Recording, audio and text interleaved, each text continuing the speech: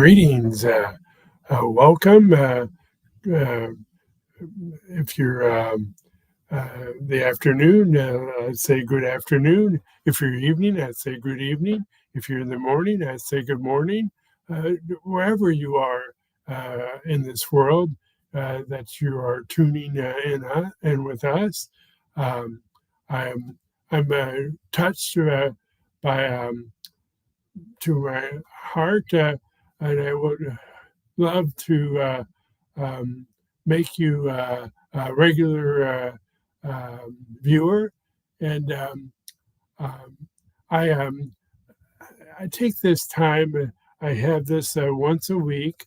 I have it in Eastern time, 5 p.m. on Thursday night, and or Thursday evening, or Thursday afternoon, um, and this is the time when I can share with you what's on my heart or my mind. Sometimes I can use this time to introduce you to a guest, but I haven't been doing that very much. I haven't done that at all this year. Last year was the last I was doing that because um, in November I published my first book. It's the Stroke Survivor's First Aid Kit, and um, and it's um, a great. I summarized all um, my um, items I researched because for my stroke recovery and about geez, almost, or I guess over 4 years ago, I started realizing that others would like to uh, have the shortcuts, so to speak, and they could heal and recover faster than I did. But um, I hope that uh, some of my studies or experiences or habits will help you. And so that's what I did, put it in the book. And um, and then I've published the second book, the Word Search uh, um, uh, for Stroke Recovery book, Volume 1. Um, and I'm having Volume 2 almost out. That'll be out next week. I'm attempting to publish every 2 weeks because I know there's a need. When I had my strokes, excuse me, when I had the strokes, um, um, um, I did a lot of word searches, and the first stroke took out my speech center, and it's scrambled. It still does a little bit, and but I'm getting better. But early on, I needed to reconnect with my brain and with the words, and this is it was really helpful, and so that's why I'm going to put it out because hopefully, if you need to reconnect with your words, these books can help you. And I do it. The first volume is the easiest. It's basically the words regular, left to right, or down to or sorry, up to down.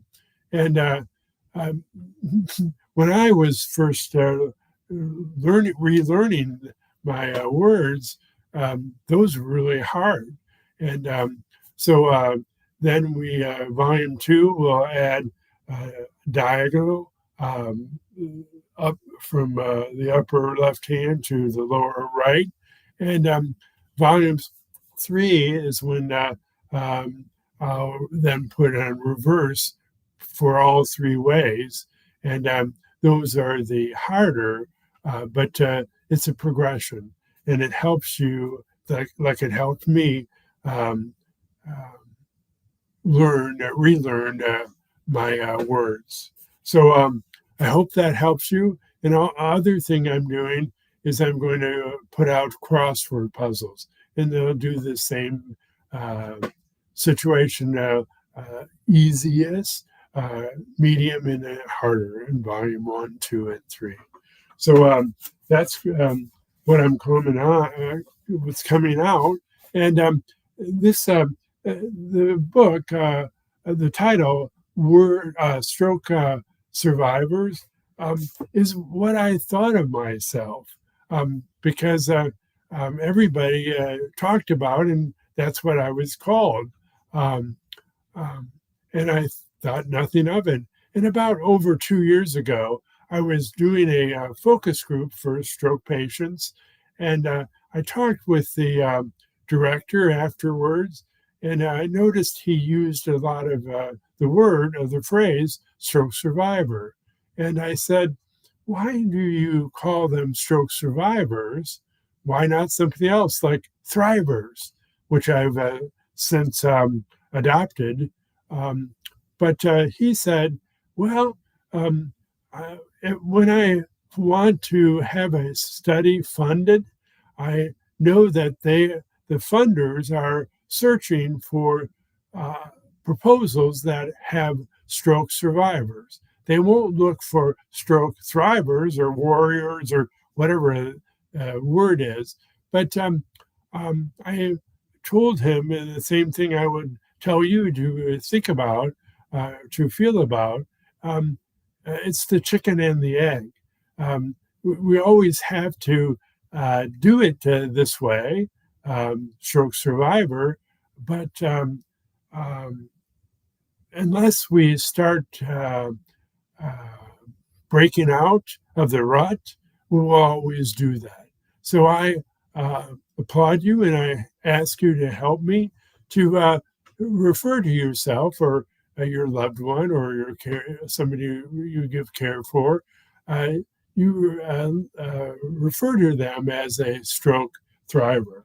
In fact, I commissioned some designs, and with the stroke thriver awareness, and now I think I have 12 designs, and there will be more. But when you find that you have these or wear these, you realize you're proud of what you have done with yourself so far, and that's why I am. That's why I'm using them to help um, uh, the the dialogue or the conversation shifted from the discussion about a stroke survivor to about a stroke thriver, and I'm hoping in the years to come, they will say, "Oh, stroke thrivers," um, and not so much the stroke survivors. So check it out. Um, you can get my books by typing in your browser tinyurl.com/stroke hyphen books, and or to look at my designs and buy them. You can do your same with your browser. Type in tinyurl.com/stroke hyphen designs. So let's get out there and let's make some noise um, for the words that they use for us, preferred to use these words. So, anyways, I'm what I'm going to talk about today is a continuation of the last 2 weeks. I uh, dug in a little bit deeper about what other people, maybe people we know, they are famous, um, um, but they've I heard they had a stroke or something like that. Um, and but what's going on with them now? And, and first, we need to um, take a pause and go. Approximately one quarter to almost one third people that have a stroke don't last beyond 4 weeks, and but they continue to live and recover, um, and hopefully they thrive. But I thought, I bet you other people would like to hear about their journeys and what their recovery has taken. So I'm doing two more. I'll do a person this week and next week. But this week, if you ever have, if you're a world, a crossword puzzle extraordinaire, or even if you're a novice like me, you probably, if you ever listen to NPR, especially on the weekends, Will Shorts is he's a renown because he is awesome about puzzles, and he now he's back on some weekends. He um, he is known for his puzzles, especially his crossword puzzles. And he's the editor of the New York Times crossword puzzle, which are known for being challenging, to say the least. But what happened with him? Just last year in February 4th, in 2024, he experienced what he immediately recognized as a stroke. Good for him. He was at his home in Pleasantville, New York, and he was working. When he leaned to his left and found he couldn't lean back to his right. And he had drooling from the left side of his mouth, and he eventually collapsed when his left arm and leg became non-functional. Yee. So while waiting for the ambulance to take him to the hospital, his speech became slurred. He was having a second larger stroke while in the hospital while he was waiting to be seen. So the strokes damaged the right side of his brain, which led to weakness on his left side, arm and leg, plus slurred speech due to numbness of his left tongue and cheek. And I always thought, since I didn't have the strokes on my right side, why I noticed most of the people which had a speech difficulty seemed to have their left side involved. But I have since learned it's not really that clear cut. And anyways, his cognitive and language functions were not severely impacted, which can happen when your brain is hit with a stroke. And so he's a prominent figure. Like I said, he's the editor of the New York crossword puzzles since 1993. That's a long time. And he was a puzzle master, I mentioned, on NPR's Weekend Edition Sunday since 1987. So he's been very prominent.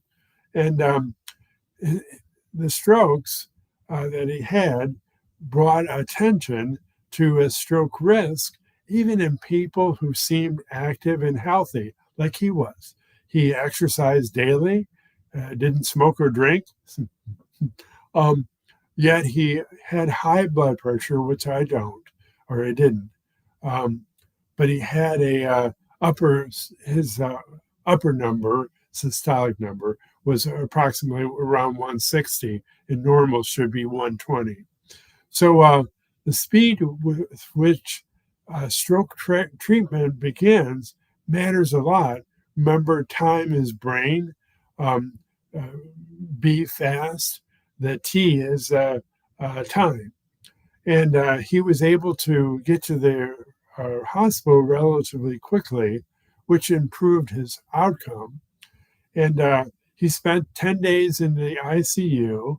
Um, post After his hospital stay, he entered a rehab program, which include physical therapy, occupational therapy, and speech therapy, as well as neuro-robotic rehab sessions. So he was really getting all of it.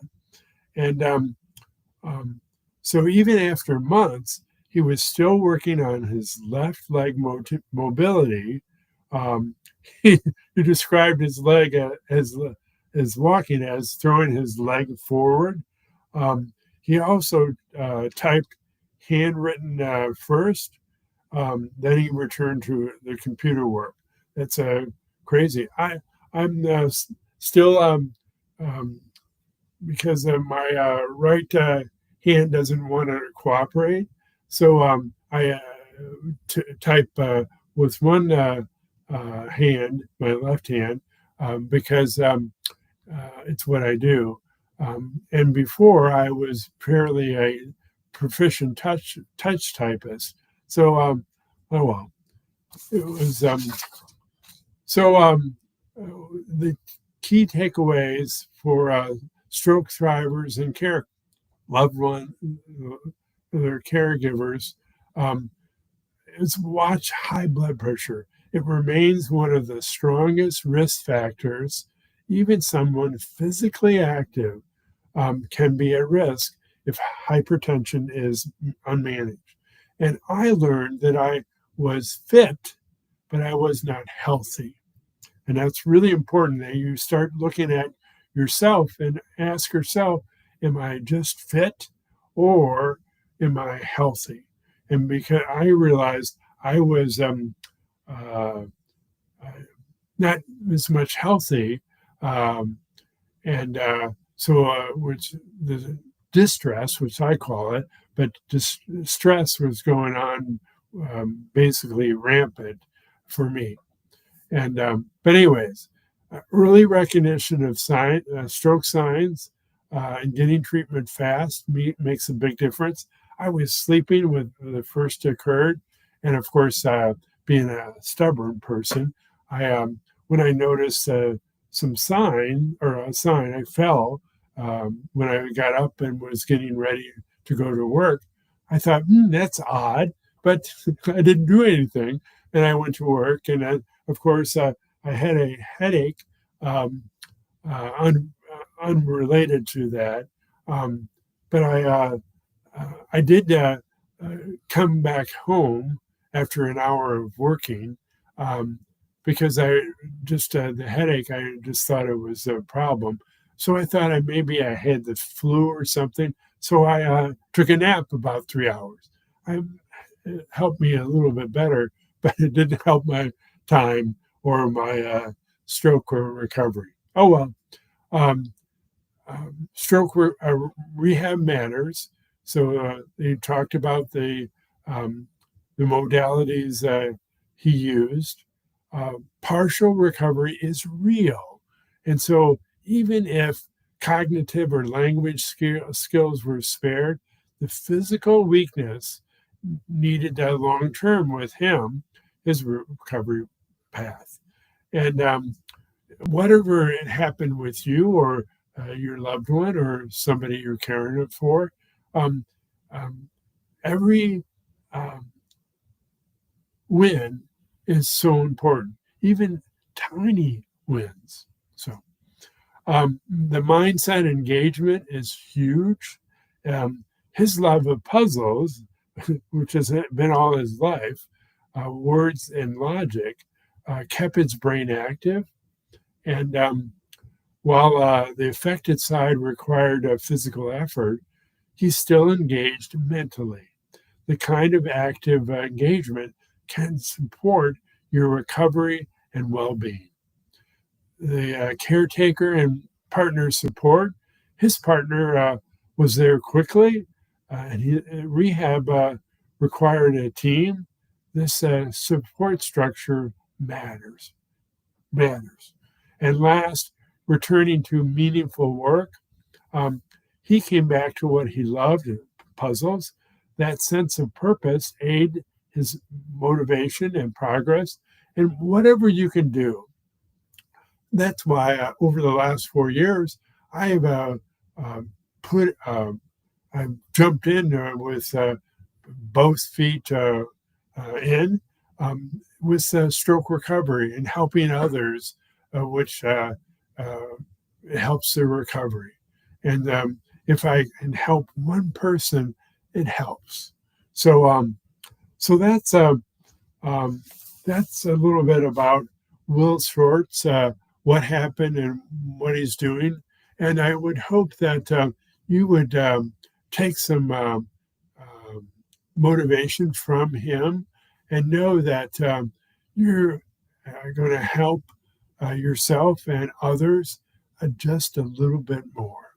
So it's worth doing it. So that's my story this week, and next week I'll have one more person whose name I'll reveal next week. And if you have some thoughts, or you can put it in the comments either on my YouTube channel or Facebook channel. So, anyways, to your success.